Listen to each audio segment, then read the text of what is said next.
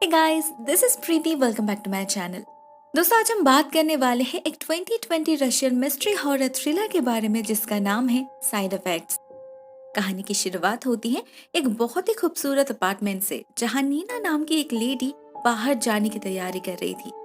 वो घर से निकलती है, दरवाजा लॉक करती है और लिफ्ट के लिए वेट करने लगती है। अचानक उसे ग्राउंड फ्लोर से कुछ आवाजें सुनाई देती हैं। जब वो झांकती है तो उसे क्रीपी लेडी दिखाई देती है जो नीचे से डायरेक्टली उसकी तरफ ही देख रही थी। नीना डर जाती है, फिर से अपार्टमेंट के अंदर घुसकर दरवाजा लॉक कर देती है, मगर इससे वो लेडी नहीं रुकती। किसी जादुई ताकत से दरवाजे को खोलकर घुस जाती है घर के अंदर। जोर जोर से बुलाने लगती है नीना को। तब तक नीना क्लोजेट के अंदर छुप चुकी थी। वहीं से वो उस लेडी के ऊपर नजर रखने लगती है, मगर अचानक ही वो उसके सामने से कहीं गायब हो जाती है और आ पहुंचती है उसके पीछे। हमला कर देती है नीना पर और उसे लेकर किसी अंधेरे कोने में समा जाती है। नेक्स्ट सीन में हम पहुंच जाते हैं कुछ महीने बाद।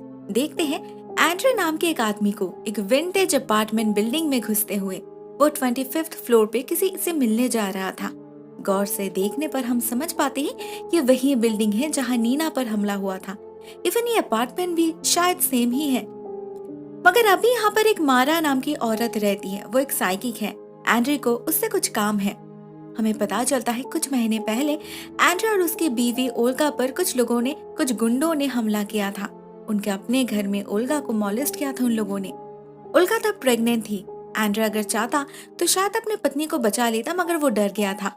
उन आदमियों को रोकने की जगह वो बाहर भाग गया नेबर्स से मदद मांगने। लोगों के आ जाने से वो गुंडे तो भाग गए। ओल्गा का रेप नहीं कर पाए वो लोग, मगर ओल्गा तब तक ट्रॉमेटाइज्ड हो चुकी थी और इसी ट्रॉमा के कारण उसने अपना बच्चा भी खो दिया। एंड्रे कुछ नहीं कर पाया, डरपोक की तरह भाग गया वहां से। इस बात के लिए ओल्गा कभी उसे माफ नहीं कर पाई। अभी तो वो उसके साथ रहती भी नहीं। उनका रिश्ता बस नाम का रह गया है। एंड्रे को ये कुछ भी बताने की जरूरत नहीं पड़ती। मारा अपने साइकिक पावर से एक विजन की तरह सब कुछ देख लेती है। इतना ही नहीं, वो एंड्रे से भी इस एक्सपीरियंस को सेकेंड टाइम रिलीव करवाती है। उसके आंखों में वो गिल्टी फीलिंग्स और रिपेंडेंस के आंसू झलक रही थी। एंड्रे अपने पत्नी से बहुत प्यार करता है और इसीलिए वो चाहता है मारा ओल्गा के दिमाग से उस हादसे के सारे मेमोरीज डिलीट कर दे, जिससे उनका रिश्ता फिर से पहले जैसा हो जाए। लेकिन जब सब कुछ सुनने के बाद मारा कहती है उसे ओल्गा को थोड़ा वक्त देना चाहिए, तो एंड्रे अनकंफर्टेबल फील करने लगता है। शायद उसने यहाँ पर आकर ठीक नहीं किया। वो निकल जाता है अपने घर की तरफ और मारा कहती है जब तुम रेडी हो जाओ तब कॉल करना। ऐसे उसे पता था एंड्रे वापस आएगा। नेक्स्ट सीन में हम एंड्रे को एक कॉन्सर्ट में देखते हैं जिसमें ओल्गा का बैंड परफॉर्म कर रहा था। परफॉर्मेंस के बाद एंड्रे उससे बात करने की कोशिश करता है, अपने रिश्ते के बारे में, मैरिज काउंसलर के पास जाने के बारे में, मगर ओल्गा उसे कम्प्लीटली इग्नोर करती है, एज इफ उसे इस रिश्ते के बारे में और कोई इंटरेस्ट ही नहीं है। एंड्रे के पास और कोई दूसरा ऑप्शन नहीं था। उसे मारा के पास वापस जाना ही पड़ता है। हम नोटिस करते हैं इस मारा में कुछ तो बात है, अनयूजुअली अट्रैक्टिव है वो। इस बार वो एंड्रे को एक मशरूम देती है, कहती है इसे डिजर्ट में मिलाकर ओल्गा को खिलाने के लिए, इससे काम बन जाएगा, वो भूल जाएगी उन यादों को। मगर इसके बदले एंड्रे को उसका एक काम करना होगा। कल वो शहर से बाहर जा रही है 3 महीने के लिए। तब तक एंड्रे को इस घर में रहकर उनके मशरूम्स का ख्याल रखना होगा। उन्हें प्रॉपर केयर की जरूरत है। हर महीने उनका एक आदमी आएगा चेक करने, और 3 महीने बाद अगर एंड्रे उसके काम से सेटिस्फाइड हुआ तो वो मारा को कुछ भी पे कर सकता है। एंड्रे राजी हो जाता है, मगर वो स्केप्टिकल था। वो उसी दिन उन मशरूम्स को एक पेस्ट्री में मिलाकर ओल्गा को देने के लिए ले जाता है। अनफॉर्चुनेटली ओल्गा से उसकी मुलाकात नहीं होती। उस पेस्ट्री को टेबल पे ही छोड़कर आना पड़ता है उसे। ऑनेस्टली उसे कोई एक्सपेक्टेशन नहीं था, मगर रात में अचानक ही उसके घर आती है ओल्गा, इतने दिनों बाद। वो खुद से एंड्रे को हक करती है, कहती है वो इस रिलेशनशिप को एक और मौका देना चाहती है, मगर कहीं और से, उसे इस घर में और नहीं रहना। एंड्रे को यकीन तक नहीं हो रहा था कि ओल्गा ये सब कह रही है। लगता है मारा का मशरूम काम कर गया। अगले दिन ही वो ओल्गा को लेकर उस अपार्टमेंट में शिफ्ट कर जाता है और शुरू होता है उनका नया जीवन। ओल्गा को ये घर बहुत पसंद आया था। वो यहाँ पर एक अजीब सा सुकून महसूस कर पा रही थी।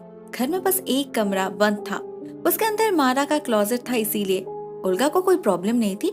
इतना बड़ा एक लैविश अपार्टमेंट उन्हें फ्री जो मिल रहा था। अब इसकी कीमत क्या चुकानी पड़ेगी वो तो उन्हें बाद में पता चलेगा। एंड्रे भी बहुत खुश था। वो ऑफिस जाकर अपने कलीग किरिल से बात करता है, उसे थैंक्स कहता है क्योंकि मारा के बारे में उसने ही बताया था। कुछ दिन बिल्कुल सपने की तरह बीतता है, बिल्कुल पहले जैसा, एकदम फर्स्ट क्लास। मगर उसके बाद उनके साथ कुछ अजीबोगरीब हादसे होने लगते हैं। ओल्गा को एंड्रे से इंटीमेट होते वक्त दरवाजे के पीछे एक अनजान चेहरा दिखता है। असल में ये वही गुंडा है जिसने उसे मॉलेस्ट किया था। ओल्गा उस रात को तो भूल चुकी है, मगर उसके इम्प्रेशंस अभी भी उसके जहन में रह गए हैं। कभी कभी किसी मंजिल पर दस्तक दे जाती है उसे। और आंद्रे, उसका एक्सपीरियंस तो और ज्यादा अजीब रहा। उसे रात के अंधेरे में इस घर में एक छोटी सी बच्ची दिखती है जो उसे मारा के बारे में वार्न करती है, इस घर को छोड़कर जाने के लिए कहती है, साथ में ये भी बताती है वो तुम्हें ट्रिक करेगी, सावधान रहना। इसके बाद वो बच्ची कहीं गायब हो जाती है और कहीं से एक घोड़ा आ जाता है उनके सामने। नेक्स्ट मॉर्निंग जब एंड्रे की नींद टूटती है, उसे समझ नहीं आता ये सब सपना था या फिर सच। उसे लेट हो रही थी तो वो भागता है ऑफिस और वहीं से कॉल करता है मारा को अपने अजीबोगरीब एक्सपीरियंस के बारे में बताने के लिए।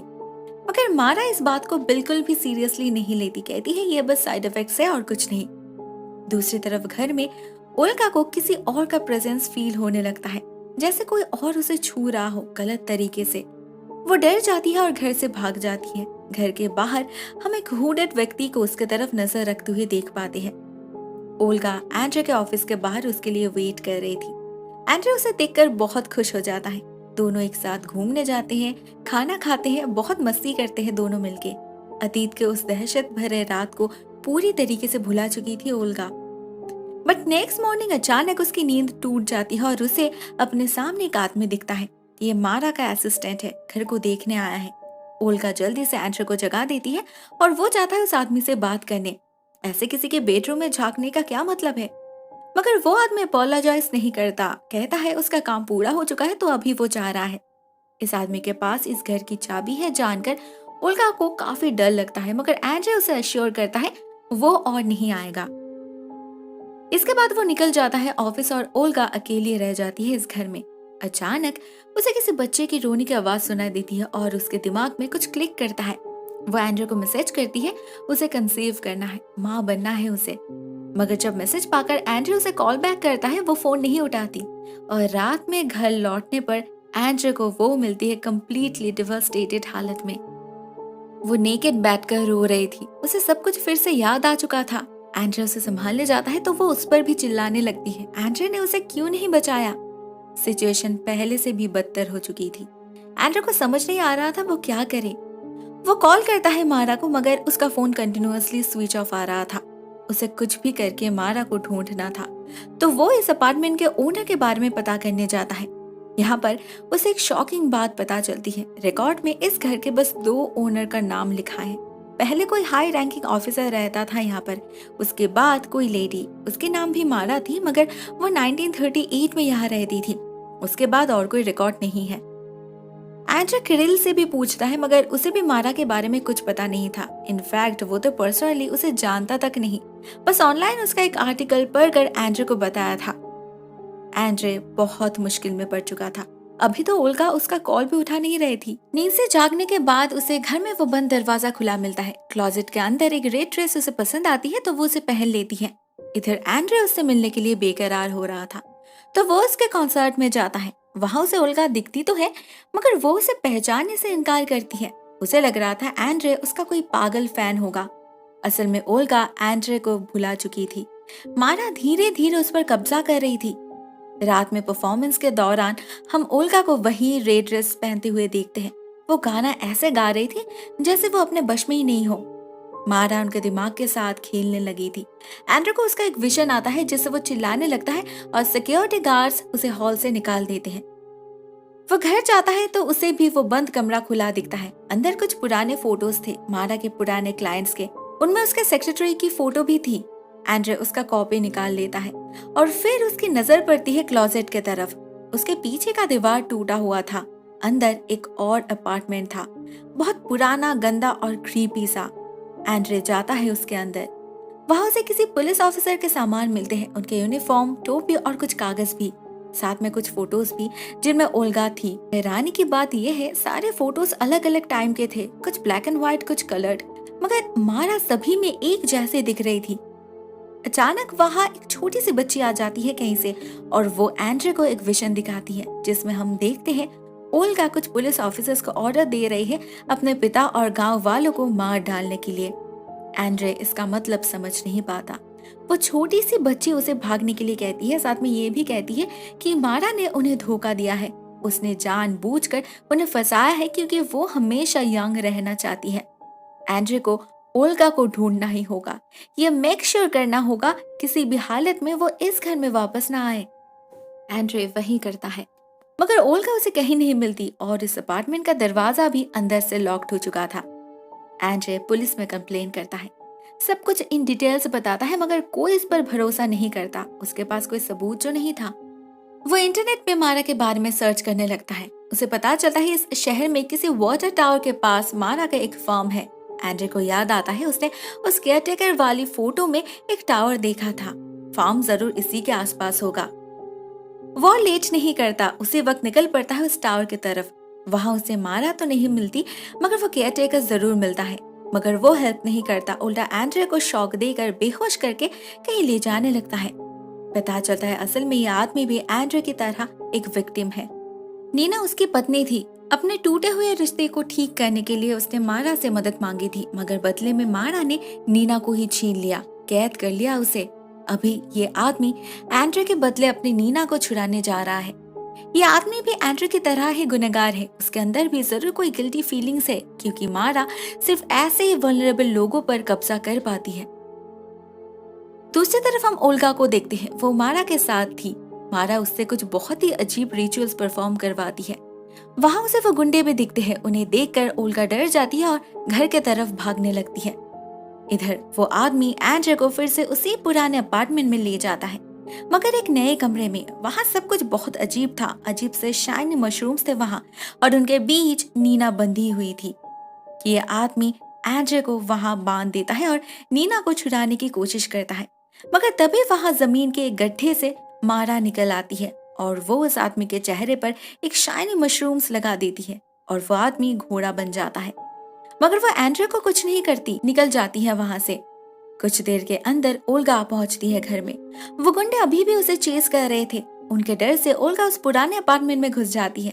वहां एंड्रे उसे संभालने की कोशिश करता है तो ओल्गा जोर जोर से चिल्लाने लगती है, क्योंकि उसे एंड्रे में भी उन गुंडों का चेहरा दिख रहा था। उनके डर से ओल्गा खिड़की से कूद जाती है। एंड्रे इस बार भी उसे बचा नहीं पाता, लेकिन जब वो नीचे जाता है तो उसे ओल्गा नहीं, नीना की लाश दिखती है। उसका सर बुरी तरीके से कुचल चुका है। ओल्गा को बचाया था मारा ने, क्योंकि अभी भी उसे उसकी जरूरत थी। इधर सबको लग रहा था नीना को एंड्रे ने धक्का दिया है, तो पुलिस उसे पकड़ लेती है, डाल देती है जेल में।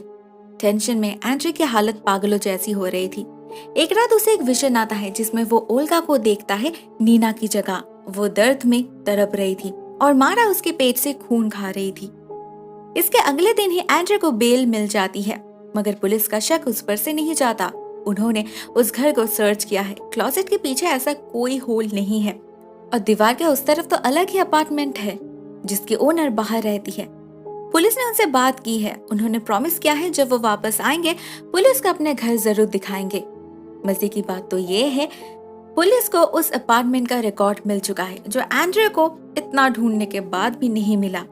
उस घर का ओनर इतने दिनों तक नीना के पति थे। बस परसों ही एंड्रे के नाम शिफ्ट हुआ है वो घर, नीना के सुसाइड करने के एक दिन पहले।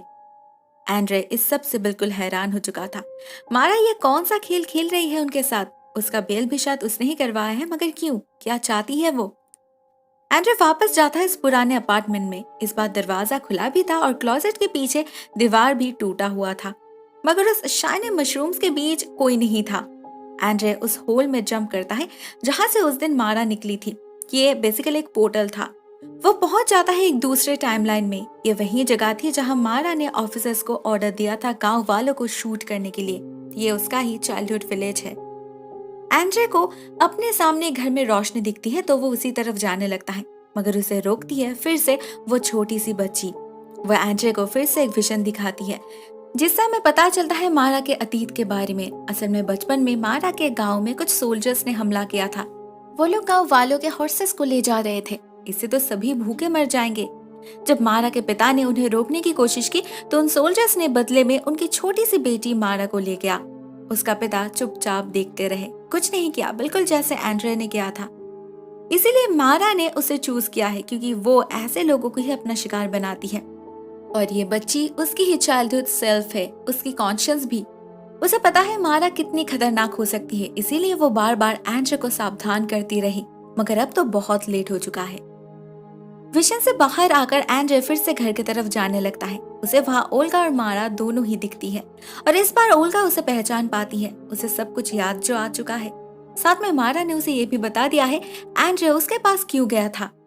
वो एंड्रे को यहाँ से जाने के लिए कहती है, मगर एंड्रे नहीं जाता। वो ओल्गा को साथ ले जाना चाहता है। यहाँ पर हमें मारा का असली रूप दिखता है।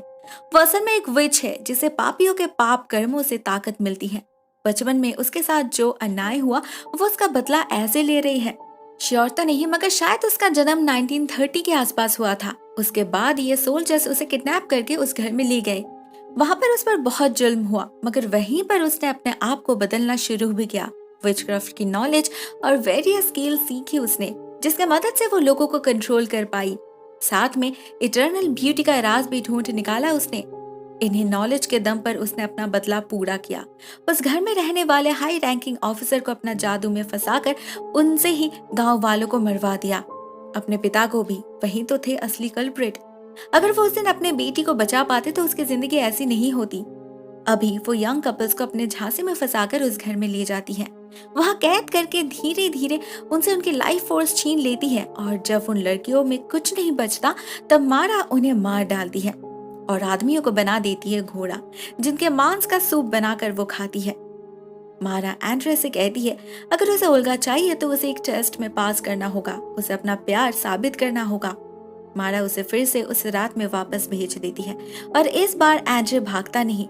वो एक चाकू से उन गुंडों से लड़ने की कोशिश करता है, मगर उल्टा वो लोग उसे ही स्टैब कर देते हैं। एंड्रे वहां परे परे ओल्गा को रेप्ट होते हुए देखता है, बचा नहीं पाता उसे। ऐसे में मारा जा पहुंचती है वहां, कहती है वो ओल्गा को बचा सकती है, मगर बदले में एंड्रे को एक मशरूम खाना होगा, उससे सब कुछ वो भूल जाएगा। एंड्रे फिर से उसके जाल में फंसना नहीं चाहता था। उसे पता था ये कोई ट्रिक होगा, तो वो ओल्गा को भागने के लिए कहता है, मगर मारा उन्हें जाने दे तब ना। वो उन पर हमला कर देती है, एंड्रे को मारने लगती है। वो ओल्गा को पता था उसकी मशरूम उसे अपनी जान से भी ज्यादा प्यारी है, तो वो उन पर ही आग लगा देती है। इससे मारा डिस्ट्रैक्टेड हो जाती है और ओल्गा एंड्रे को लेकर भागने में कामयाब हो जाती है। तब तक आग चारों तरफ फैल चुकी थी। वो छोटी सी बच्ची उनकी मदद करती है। वो उन्हें बाहर जाने का रास्ता बता देती है और मारा को कैद कर देती है शेड में। वहीं पर आग में जलकर राख हो जाती है वो, उसका प्रेजेंट और पास्ट सब कुछ।